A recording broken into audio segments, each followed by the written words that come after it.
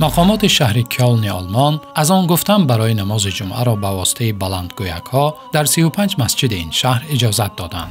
در این شهر آلمانی که در ایالت رین وستفالیای شمالی جایگیر است، جامعه بزرگ مسلمانی به سر میبرند. شهردار کلن خانم هنریت ریکه گفت شورای مونیسیپالی در اساس درخواست‌ها در این زمینه در نتیجه یک لایحه آزمایشی 2 ساله به خلاصه مثبت رسیده از آن گفتن توسط بلندگویک‌ها را اجازه داد.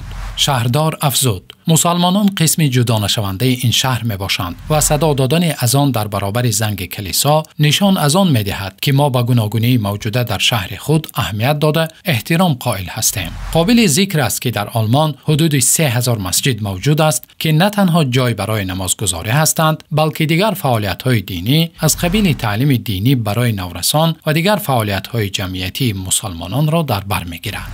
بیننده گرامی شبکه نجم تیوی، اگر شما تا حال به شبکه ما آبونه نشده اید، شما را به آبونه شدن و پخش نمودن نوارها دعوت می نماییم. لطفاً بی‌طرف نباشید. نوارها را به دوستانتان فرستید.